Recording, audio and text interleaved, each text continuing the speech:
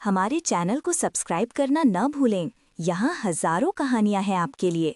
करण काफी देर तक दूर से बैठा हुआ उन दोनों को देखता रहा और उनकी हरकतें भी ऑब्जर्व करता रहा।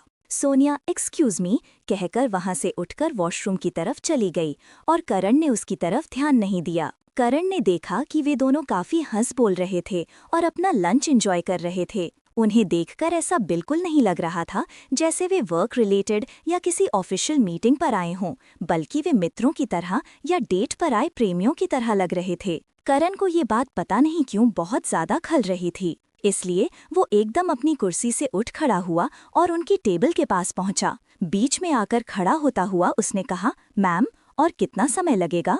करण कुछ और कहने वाला था, लेकिन बड़ी मुश्किल से खुद को कंट्रोल करते हुए उसने ये पूछा। उसके इस सवाल पर मिस्टर मेहरा ने एक बार उसकी तरफ देखा और फिर सवालिया नजरों से शिविका की तरफ देखा। उनकी असिस्टेंट उनसे आकर इस तरह का कोई सवाल नहीं करती थी, तो फिर करण ने ऐसा क्यों पूछा? शिविका बहुत ही ऑकवर्डली मुस्कुराते हुए मिस्टर मेहरा की तरफ देखी और फिर करण की तरफ देखकर बोली, क्यों करण, ये सवाल क्यों पूछ रहे हो तुम, और इस तरह से डिस्टर्ब क्यों कर रहे हो हमें बीच में? I am sorry for disturbing you too, but मुझे बस आपको आपका शेड्यूल याद दिलाना था। आज इसके बाद भी आप काफ़ी बिजी हैं, बस इसलिए मैंने पूछा। करण ने एकदम से बातें बनाते हुए कहा, क्योंकि शिविका और उसे दोनों को अच्छी तरह से पता था कि आज के लिए सिर्फ उसकी यही मीटिंग शेड्यूल थी और बाकी ऑफिस वर्क इतना ज़रूरी नहीं था। इसलिए शिविका ने करण की बात पर कहा, करण, तुम क्या बोल रहे हो? इसके बाद मुझे ऐसा कोई भी काम? इतना बोलते हुए शिविका कुछ सोचकर रुक गई और फिर मिस्टर मेहरा की तरफ देखकर बोली, excuse me mister Mehra, I think कुछ कंफ्यूजन है, मैं बस अभी 2 मिनट में आती हूँ। Oh, it's completely fine, you can take your time and please call me Sahil. ये मिस्टर मेहरा सुनने में बहुत अजीब लगता है, साहिल ने एकदम कूल बनते हुए कहा। उसकी इस बात पर शिविका बोली, okay Sahil, I will just come. Karan ने उसे घूर कर देखा, जबकि साहिल दोबारा से अपना खाना खाने में बिजी हो गया और उसने करण पर ध्यान नहीं दिया। शिविका ने उसे साहिल को इस तरह घूरते हुए देखा तो उसकी कलाई कसकर पकड़ते हुए उसे वहां से थोड़ा दूर खींचकर साइड में ले आई और बोली, क्या बोल रहे हो करण? इसके बाद ऐसा कौन सा इम्पोर्टेंट काम शेड्यूल है जो इस तरह से बीच में डिस्टर्ब करके याद दिला रहे हो? I am sorry for disturbing you too, but मुझे बस आपको आपका शेड्यूल याद दिलाना था। आज इसके बाद भी आप काफी बिजी हैं, बस इसलिए मैंने पूछा। करण ने एकदम से बातें बनाते हुए कहा, क्योंकि शिविका और उसे दोनों को अच्छी तरह से पता था कि आज के लिए सिर्फ उसकी यही मीटिंग शेड्यूल थी और बाकी ऑफिस वर्क इतना जरूरी नहीं था। इसलिए शिविका ने करण की बात पर कहा, करण, तुम क्या बोल रहे हो? इसके बाद मुझे ऐसा कोई भी काम? इतना बोलते हुए शिविका कुछ सोचकर रुक गई और फिर मिस्टर मेहरा की तरफ देखकर बोली, excuse me mister Mehra, I think कुछ कंफ्यूजन है, मैं बस अभी 2 मिनट में आती हूँ। Oh, it's completely fine, you can take your time and please call me Sahil. ये मिस्टर मेहरा सुनने में बहुत अजीब लगता है, साहिल ने एकदम कूल बनते हुए कहा। उसकी इस बात पर शिविका बोली, okay Sahil, I will just come. Karan ने उसे घूर कर देखा, जबकि साहिल दोबारा से अपना खाना खाने में बिजी हो गया और उसने करण पर ध्यान नहीं दिया। शिविका ने उसे साहिल को इस तरह घूरते हुए देखा तो उसकी कलाई कसकर पकड़ते हुए उसे वहां से थोड़ा दूर खींचकर साइड में ले आई और बोली, क्या बोल रहे हो करण? इसके बाद ऐसा कौन सा इम्पोर्टेंट काम शेड्यूल है जो इस तरह से बीच में डिस्टर्ब करके याद दिला रहे हो? अच्छा, तो मैंने डिस्टर्ब कर दिया क्या आपको? सॉरी मैम, बट मुझे लगा कि काम के रिलेटेड तो सारी बातें शायद खत्म ही हो गई हैं, बट फिर भी आप मिस्टर मेहरा, सॉरी, साहिल के साथ बातें और लंच एंजॉय कर रही थीं। करण ने उसे याद दिलाते हुए कहा और साथ ही फिर उसने मैम शब्द पर कुछ ज्यादा ही जोर दिया। What nonsense you are talking about Karan? I really can't understand. क्या प्रॉब्लम है तुम्हारी? वो मेरे क्लाइंट हैं और तुम्हें तो पहले से ही इस बारे में सब कुछ पता है ना, तो फिर क्या होगा अगर थोड़ी ज्यादा देर में उनके साथ टाइम स्पेंड कर लूं? आखिर हम साथ काम करने वाले हैं तो इतना तो जानना पड़ता है ना, शिविका ने उसे समझाते हुए कहा। 1 मिनट, तुम उसे पहले से जानती हो क्या? करण ने अब एकदम फ्री होते हुए पूछा। उसकी इस बात पर शिविका ने नहीं में अपना सिर हिलाया और कहा, नहीं, मैं आज उनसे पहली बार ही मिल रही हूँ, लेकिन वे सच में काफी जेन्युइन और जेंटलमैन लगे मुझे और इसलिए ही मैं उनके साथ इतना कंफर्टेबल हूँ। इसके अलावा उनकी डील भी काफी अच्छी है जिसे मैं खोना नहीं चाहती। शिविका ने उसके सामने साहिल की तारीफ की तो पता नहीं क्यों करण का मुंह बन गया और वो कुछ नहीं बोला, लेकिन पहली बार के हिसाब से शिविका उसके साथ कुछ ज्यादा ही फ्रेंडली हो रही थी। ये बात उसे रास नहीं आ रही थी। ओके, बट लंच पर आई थी और 4 बजने वाले हैं। तुम्हें नहीं लगता कि नए क्लाइंट के साथ इतना भी समय नहीं स्पेंड करना चाहिए कि उन्हें लगे कि आपके पास और कुछ करने को ही नहीं है? करण ने उसे याद दिलाते हुए समझाया। ठीक है, मुझे भी पता है ये रूल, पिछले 4 सालों से मैं भी काम कर रही हूँ और तुम अभी इसमें नए हो, इसलिए प्लीज जाओ और जाकर वेट करो, मैं मीटिंग फिनिश करके आती हूँ, शिविका ने एकदम सीरियस होकर कहा और फिर वहाँ से वापस साहिल की टेबल की तरफ बढ़ गई। करण उसे रोकने के लिए और ज्यादा कुछ नहीं कर पाया क्योंकि उसके सारे बहाने खत्म हो गए थे। करण चुपचाप वापस आकर अपनी टेबल पर बैठ गया। अब तक सोनिया भी वापस आ गई थी। करण को आकर बैठते देख उसने पूछा, तुम भी वॉशरूम गए थे क्या करोगी जानकर? करण ने बेरुखी से जवाब दिया, you really don't know how to talk to a girl. क्या बिगड़ जाएगा तुम्हारा अगर किसी बात का सीधा जवाब दे दोगे?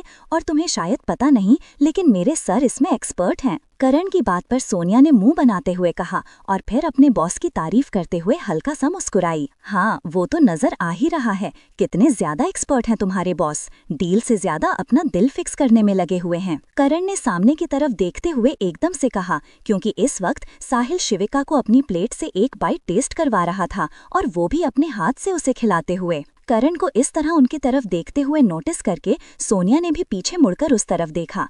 जब तक वो सीन खत्म हुआ तब तक वे दोनों नॉर्मली बैठकर अपना लंच फिनिश कर रहे थे। लंच फिनिश करने के बाद भी वे दोनों बैठकर आपस में कुछ बात कर रहे थे।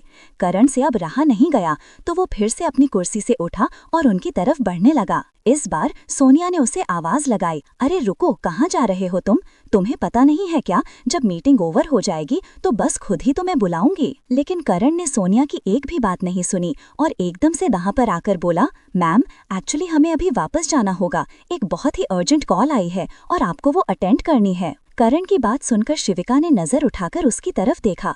उसे बिल्कुल भी कोई आइडिया नहीं था कि करण कौन सी कॉल और किस बारे में बात कर रहा है। कौन सी अर्जेंट कॉल और कहाँ जाना है हमें? लाओ मुझे अपना फोन दे दो, मैं यहाँ पर ही बात कर लेती हूँ, शिविका ने उसकी बात पर कहा। नहीं मैम, एक्चुअली कॉन्फ्रेंस कॉल है और इसके लिए हमें ऑफिस ही पहुँचना होगा, चलिए। करण ने अपनी तरफ से प्रोफेशनल लगने की पूरी कोशिश करते हुए कहा, लेकिन शिविका को समझ आ रहा था कि कहीं न कहीं कुछ तो गड़बड़ है। अभी साहिल ने उन दोनों के बीच की बात सुनी और कहा, okay Shivika, you can go, अगर कोई इम्पोर्टेंट वर्क है हम दोबारा फिर कभी मिलेंगे, और वैसे भी डील साइन करने के लिए तो हमें मिलना ही है ना, उसके लिए तो कल ही, शिविका ने मुस्कुराकर उसकी बात का जवाब दिया। लेकिन करण ने बहुत ही इरिटेशन से उनकी तरफ देखा। अब तक शिविका ने उसे बाय बोलते हुए उससे हैंडशेक किया और फिर कंफ्यूजन से करण की तरफ देखने लगी, क्योंकि वो अब तक अपनी जगह से आगे नहीं बढ़ा था। क्या हो गया? चलो अब लेट नहीं हो रहा, शिविका ने उसे नोटिस करते हुए कहा। उसकी बात पर करण ने हाँ में अपना सिर हिलाया और उसके साथ ही वहाँ से बाहर की तरफ निकल गया। शिविका आकर कार में बैठी और करण इस बार आगे बैठने की बजाय पीछे बैक सीट पर शिविका के साथ ही बैठ गया और उसने ड्राइवर से ऑफिस वापस चलने के लिए भी बोल दिया। शिविका को उसके अपने साथ ही सीट पर बैठने से कोई प्रॉब्लम नहीं थी, लेकिन कार चलते चलते काफी देर हो गई थी, लेकिन करण ने अब तक उससे कोई भी बात नहीं की और वो खिड़की से बाहर ही देख रहा था। तभी शिविका ने खुद ही उससे पूछा, करण, कौन सी अर्जेंट फोन कॉल आई थी तुम्हारे पास? जरा डिटेल में बताओगे मुझे, क्योंकि जहां तक मुझे पता है आज मेरी ऐसी कोई भी कॉन्फ्रेंस कॉल किसी के भी साथ नहीं है, तो फिर तुम वहां पर क्या बोल रहे थे? सबसे पहली बात तो ऑफिस में सुबह जो तुमने मुझ पर इस तरह से चिल्लाया था, मैंने अब तक उसके लिए ही तुम्हें माफ नहीं किया है, और उसके बाद तुम इस तरह से उस साहिल के साथ इतनी कंफर्टेबल कैसे हो सकती हो किसी भी लड़के के साथ पहली मीटिंग में? जानती क्या हो तुम उसके बारे में? करण ने एकदम से एक के बाद एक शिकायतें करते हुए कहा। उसकी बात सुनकर शिविका का मुंह खुला का खुला रह गया।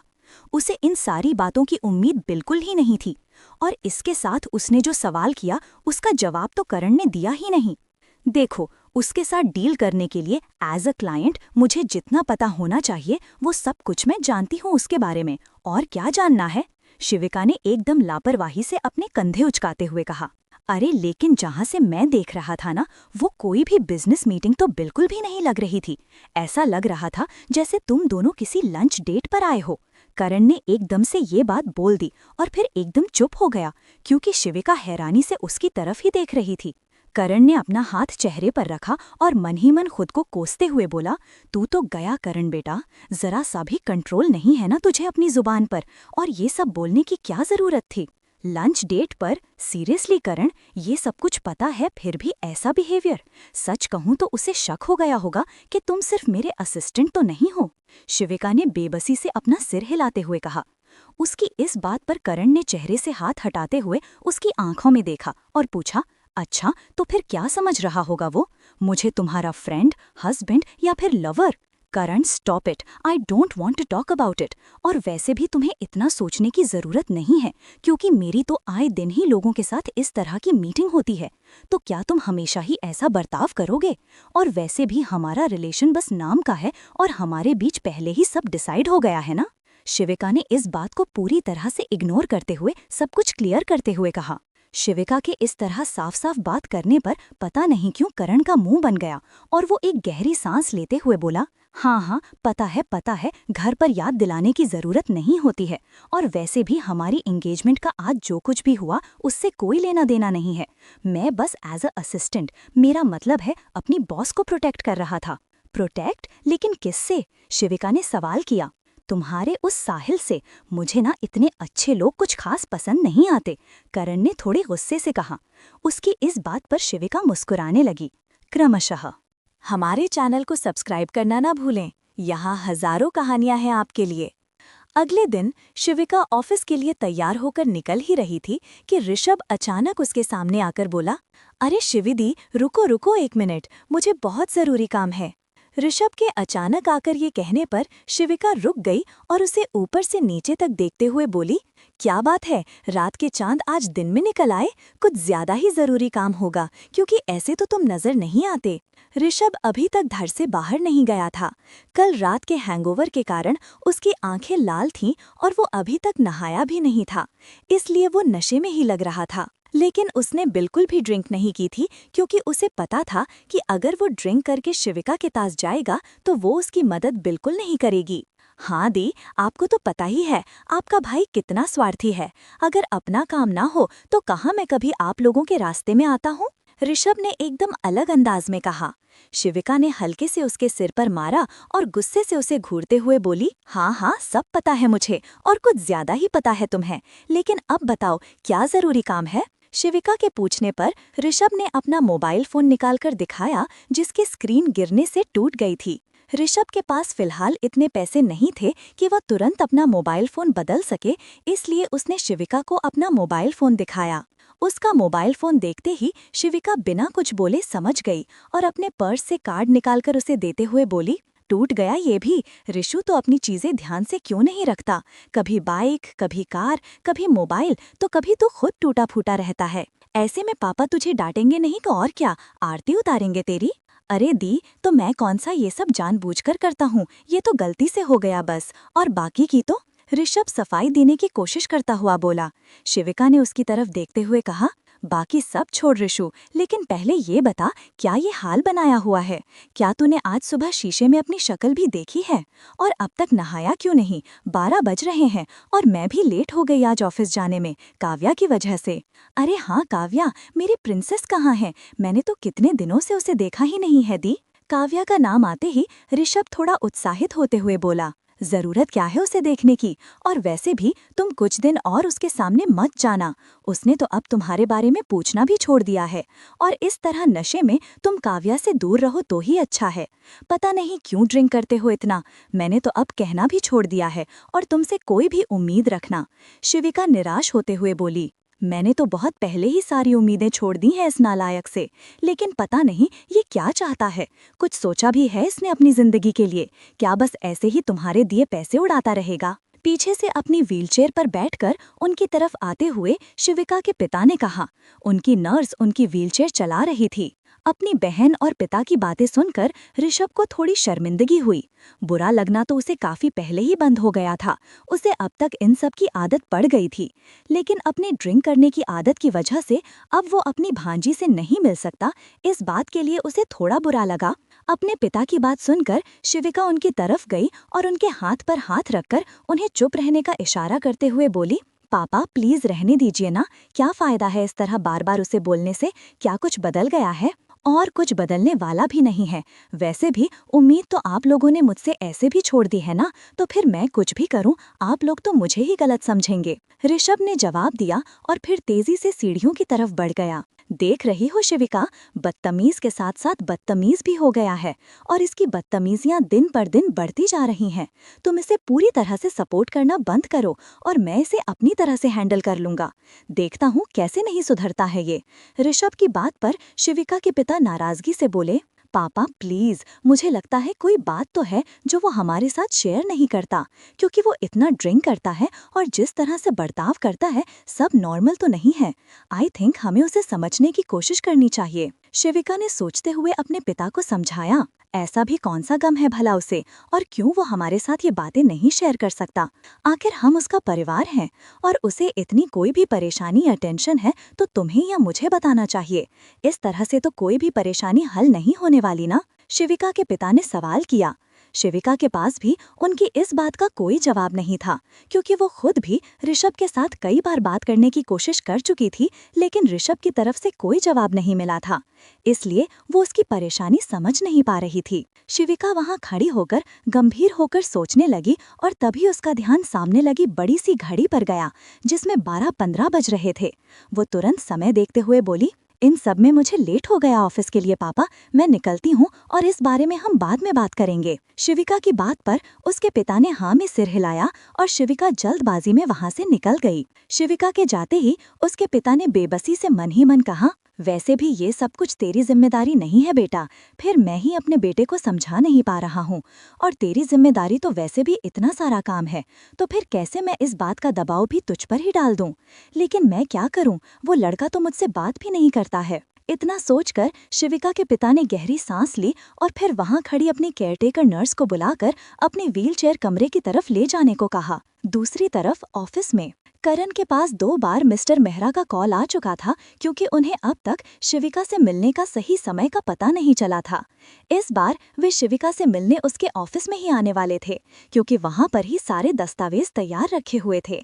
इसके अलावा वे कुछ नमूना उत्पाद भी देखना चाहते थे, इसलिए शिविका ने उन्हें अपने ऑफिस में ही आमंत्रित कर लिया था। करण एकदम पेशेवर तरीके से मिस्टर मेहरा की सहायक से बात कर रहा था और वो उससे पहले भी मिल चुका था, इसलिए वो उसे अच्छी तरह से जानता था। लेकिन उसे ये समझ नहीं आ रहा था कि मिस्टर मेहरा इस डील के लिए या फिर शिविका से मिलने के लिए इतना ज्यादा उत्साहित क्यों है। इसके साथ ही करण ने घड़ी की तरफ देखा तो पहले ही 12 बज चुके थे और शिविका अब तक ऑफिस नहीं आई थी।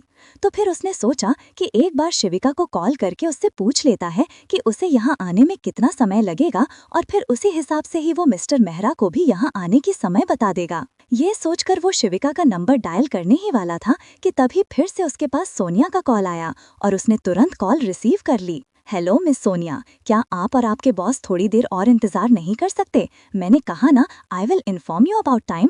करण ने कॉल रिसीव करते ही थोड़े गुस्से में कहा, लेकिन दूसरी तरफ से उसे सोनिया नहीं बल्कि किसी आदमी की आवाज सुनाई दी। उसने कहा, ओहो mister, sorry I don't remember your name, but I think you are that secretary, the one I meet in the restaurant. What is this behaviour? तुम मेरी सहायक से इस तरह से बात करते हो? Oh no no mister Mehra, I was just. आप उनसे पूछ सकते हैं कि पहले मैंने उनसे किस तरह से बात की। आप खुद ही सोचिए, पिछले 1 घंटे में आपने ये तीसरी बार मुझे कॉल किया है और मैं अभी तक ऑफिस नहीं आई, तो मैं आपको क्या बताऊं? करण ने पूरी बात समझाते हुए कहा, अरे तो कोई बात नहीं, तुम्हारी मैडम किसी जरूरी काम में व्यस्त होंगी। एक काम करता हूँ, मैं ऑफिस आकर वहीं उनका इंतजार कर लूंगा।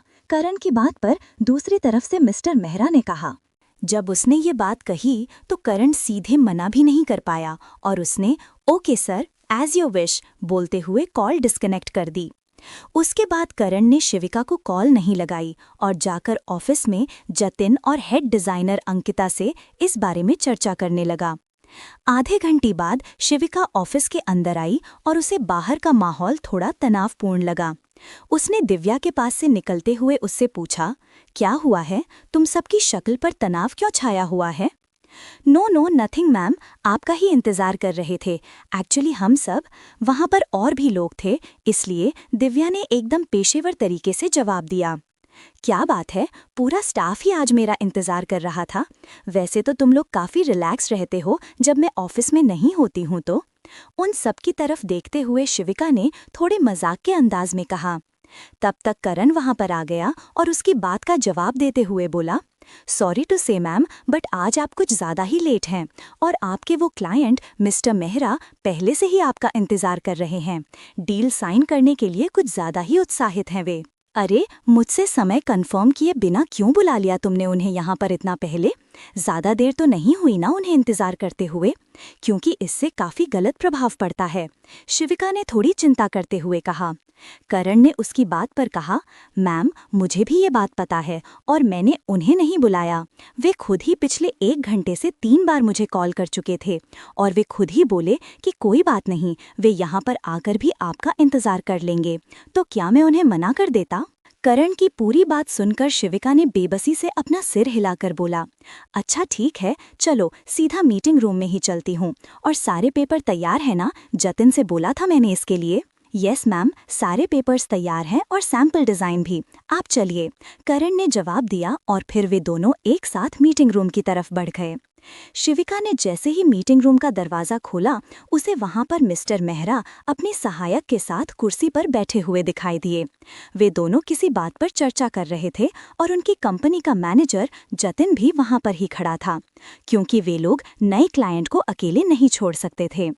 क्रमशः